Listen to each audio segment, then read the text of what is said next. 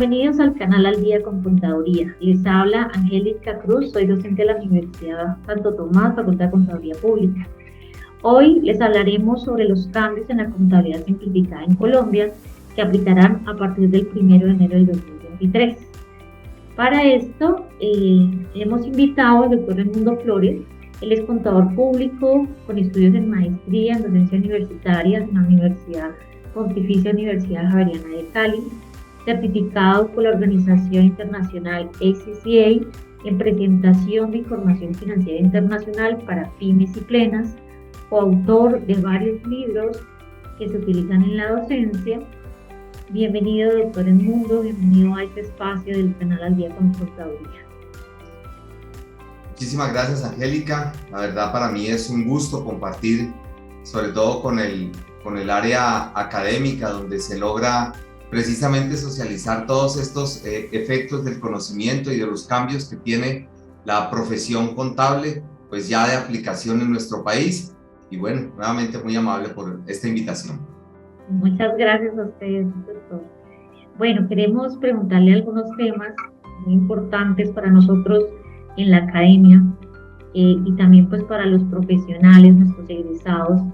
Entonces, la primera pregunta es, ¿cuáles son las implicaciones para las empresas que por disposición del decreto 1770 del 2021 retornen o inicien sus actividades en el grupo 3 bajo los parámetros de la contabilidad simplificada a partir del año 2023? Este decreto trae el hecho de que existen los mismos tres grupos que se ha planteado en el decreto marco, llamémoslo el 2420.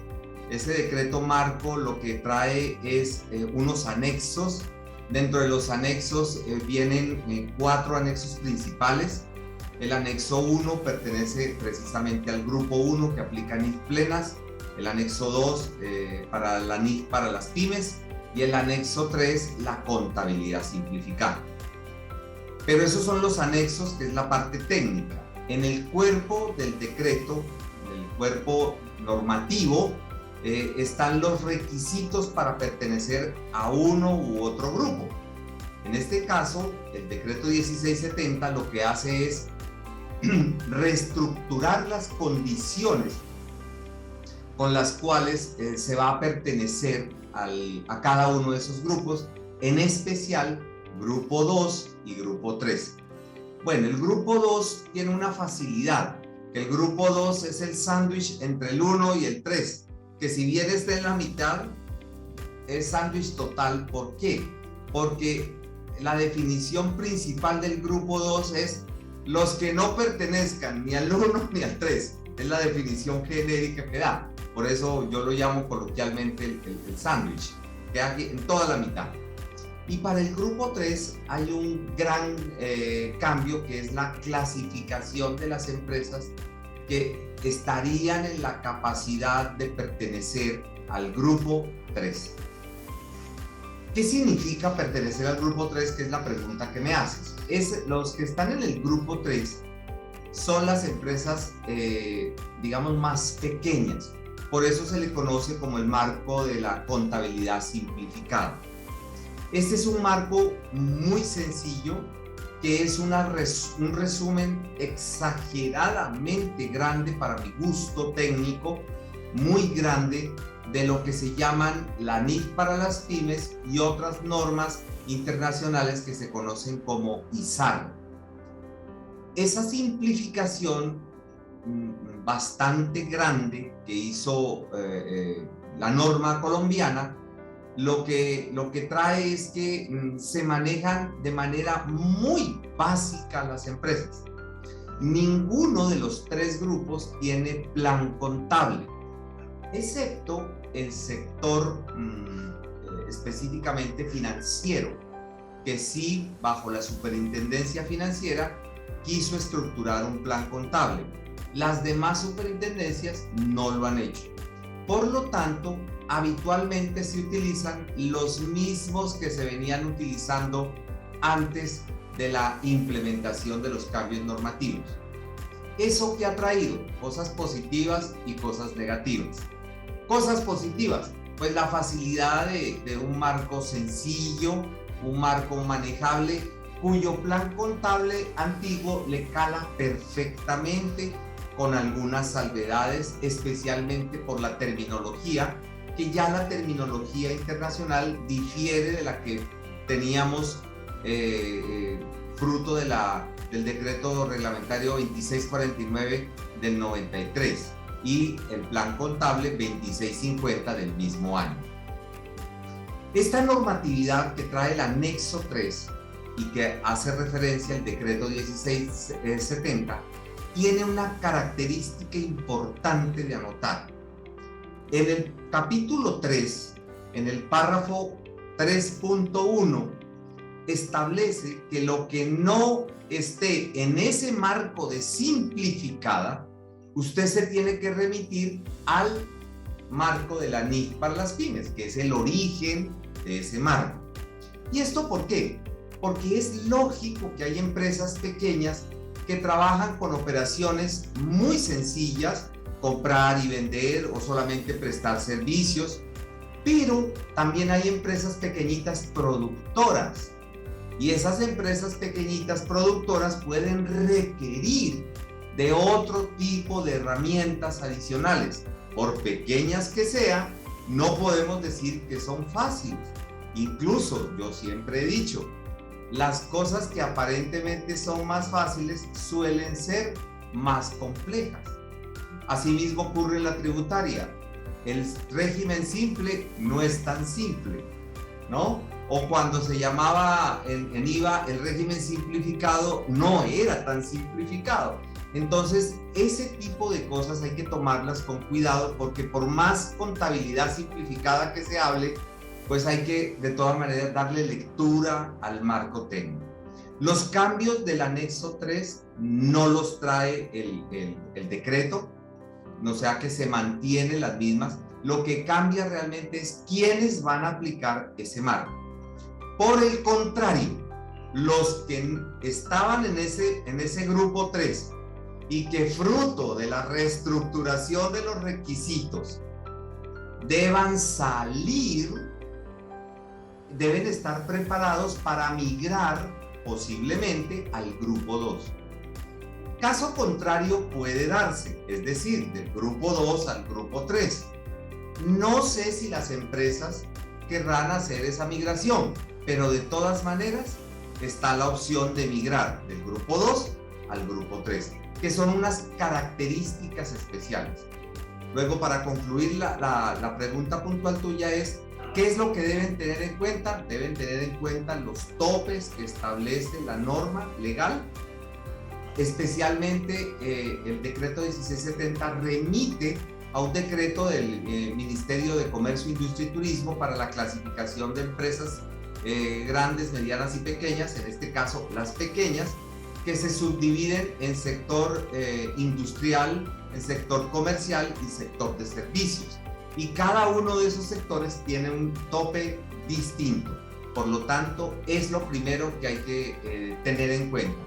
Luego, si una persona del grupo 3 no cumple esos requisitos, automáticamente en el año 2023 debe aplicar NIF para pymes, si ese es lo que así le indica la ley, ¿no? Esa es la primera conclusión.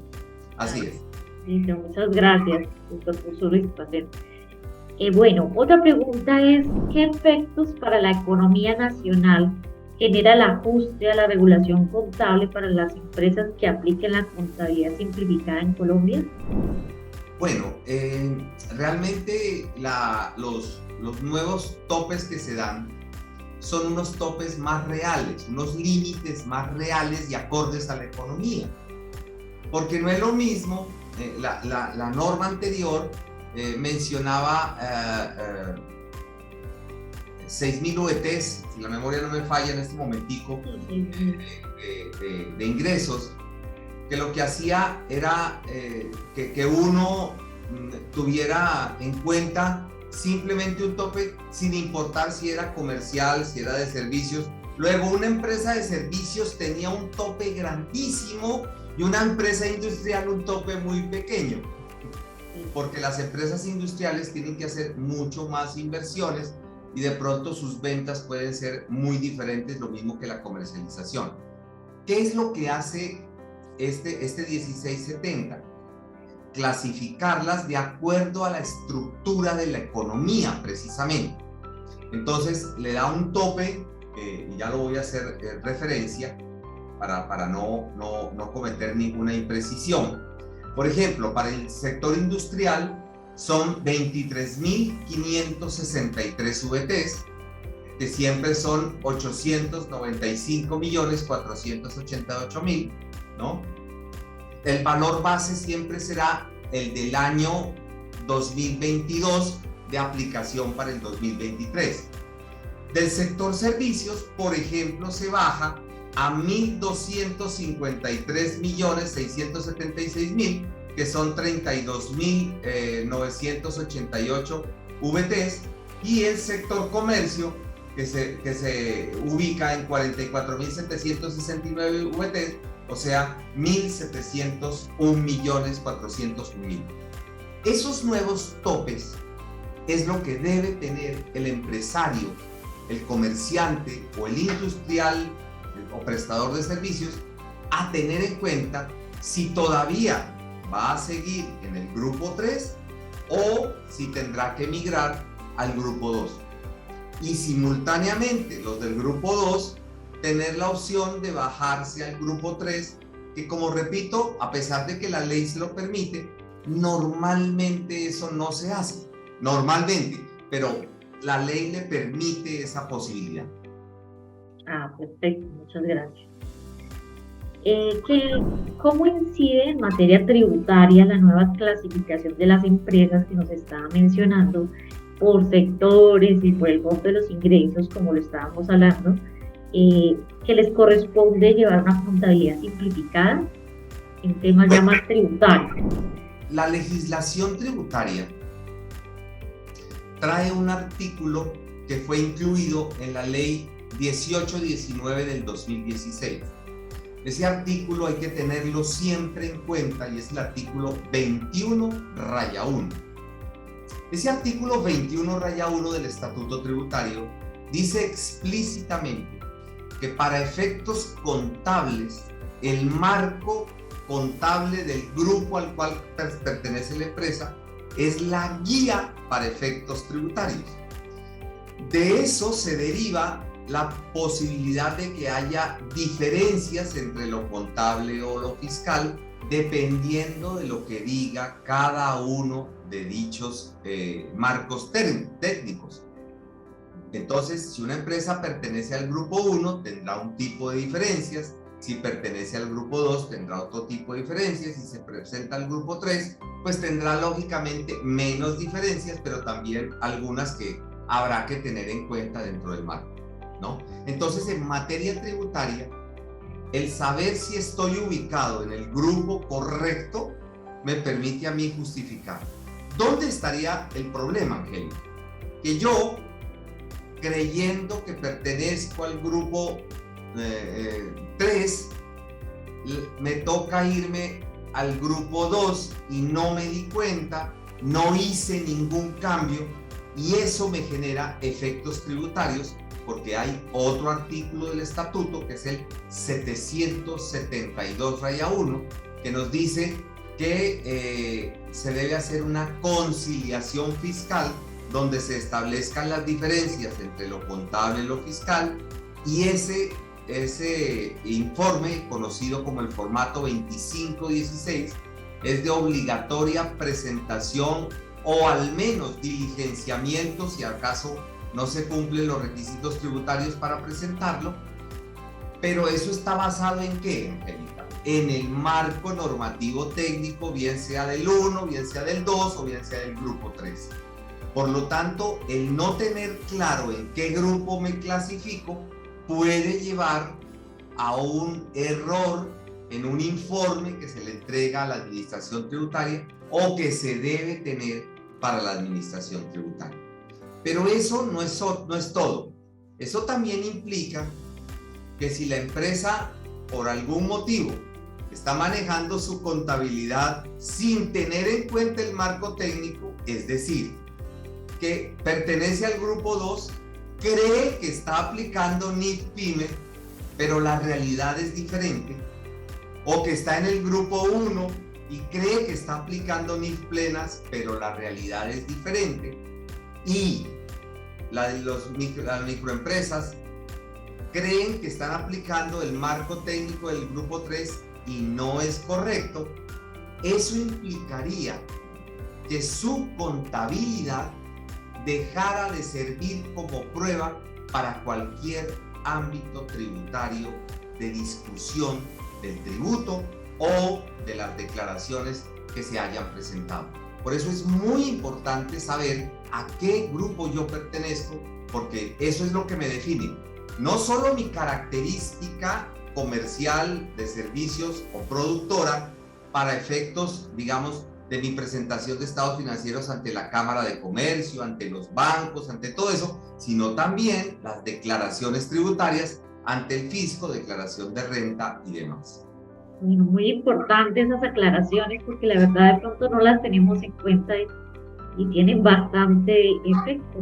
Doctor, la siguiente pregunta: ¿en qué beneficia o afecta al profesional de contaduría pública el hecho de que las empresas del grupo 2 apliquen una contabilidad simplificada, dado el cambio de los ingresos según la actividad económica? Al profesional es bueno que se haga como una especie de autoexamen, una autoevaluación, donde diga, oiga, yo sí he leído ese anexo 3, o simplemente fui a una conferencia y me contaron qué decía el grupo 3 y resulta que nunca me tomé el tiempo de leerlo, a pesar de que son muy pocas páginas, creo que son alrededor de 20 y algo de páginas, es muy pequeño, pero como decía Angélica, este marco trae ese pequeño venenito en el párrafo 3.1 del capítulo 3 que dice que lo que no esté allí, usted tiene que remitirse al marco de las NIF Pymes. ¿Y eso qué le implicaría? Le implicaría la creación de una política contable que posiblemente no esté en el marco técnico del grupo 3, en lo que le llamamos contabilidad simplificada, sino que tenga que crearla, porque como no está en el grupo 3, sino que está en la NIF Pymes, tenga que redactarla de una manera que la pueda leer. Ese, por ejemplo, es el tipo de cambios que debe tener el profesional en cuenta para ese efecto, ¿no? Tanto que del grupo 3 se pase al grupo 2 o viceversa, que del grupo 2 quisiera regresarse al grupo 3 o quisiera trasladarse al grupo 3, que como te digo, yo insisto, puede ser que no sea lo normal, pero que de todas maneras la ley se lo va a permitir. Doctor Edmundo, muchísimas gracias por compartir todos esos conocimientos en este espacio creado por la Universidad Santo Tomás. Gracias por orientarnos y por permitir actualizarnos en nuestra profesión, que día a día, como usted lo decía, requiere que estemos más actualizados en todos los temas contables, tributarios, en todo lo que día a día se va presentando. Muchísimas gracias, doctor Edmundo, y esperamos pronto tenerlo aquí en la universidad.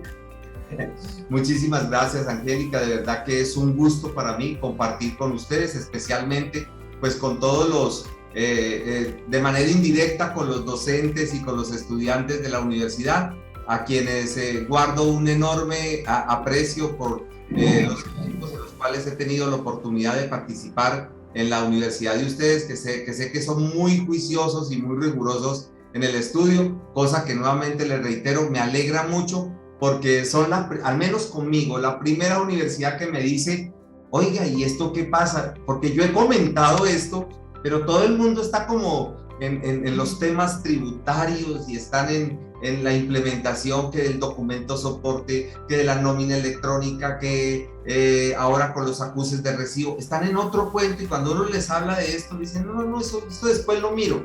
Y eso no es tan fácil, ya vimos que hay unas pequeñas situaciones que hay que mirarlas muy bien, porque eso implicaría un trabajo adicional que habría que tener, que se llama año de transición, y el cual hay que tenerlo muy en cuenta. Muchísimas gracias por esta invitación, Angélica, muy gentil. Muchas gracias, doctor, a usted. Muy amable.